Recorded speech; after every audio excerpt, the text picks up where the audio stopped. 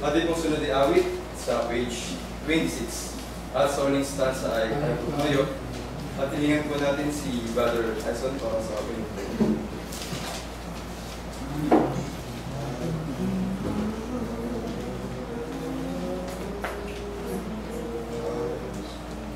I come to the garden alone. Ready? Sing. I come to the garden alone.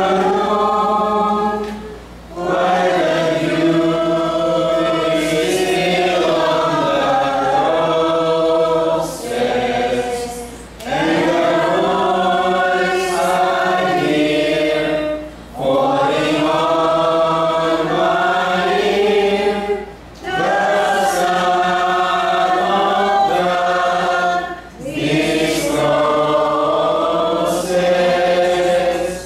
and He walks with me, and He talks with me, and tells me I am His own, and the joy we share as we tarry there, none other has ever known.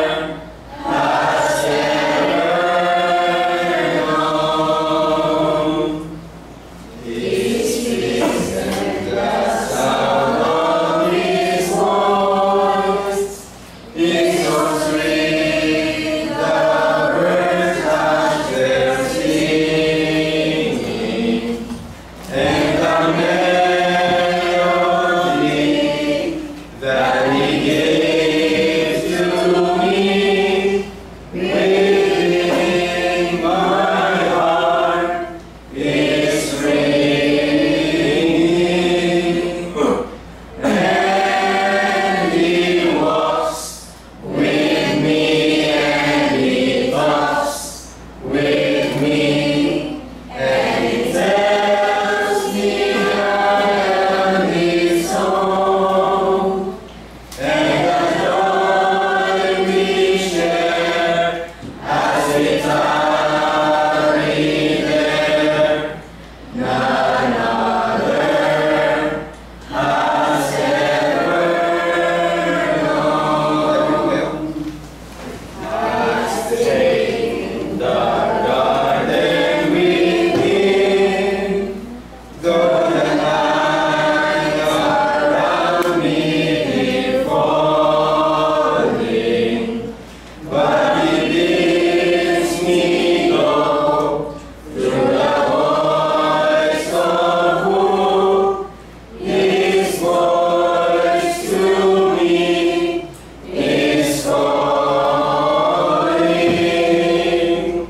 and He walks with me, and He talks with me, and He tells me I am His own, and the joy we share as we tarry there, none other has ever known.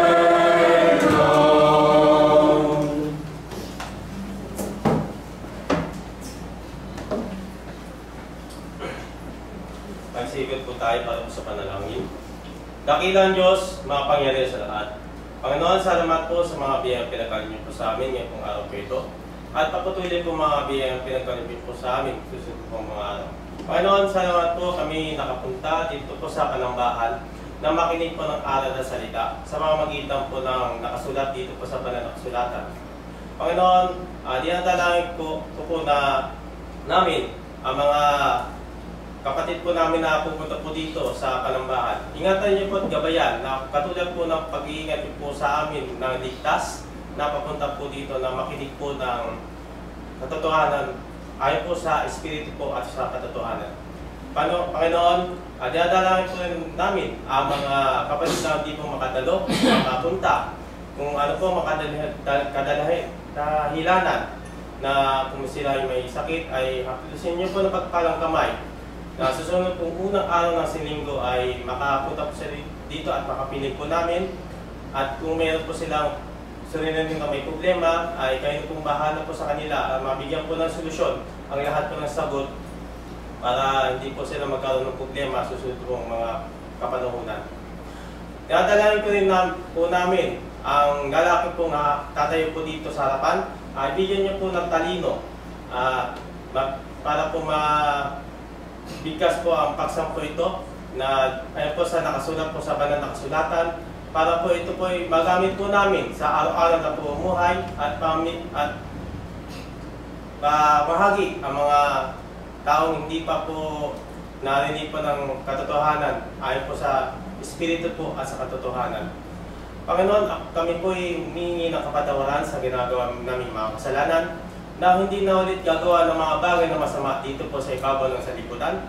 Gagawa na po kami ng kabutihan ayon po sa kagustuhan at utos niyo po, Panginoon. Ito mo sa dalangin sa Panginoong Kristo Jesus na aming tagapagligtas, ngayon po at magpakailanman. Amen.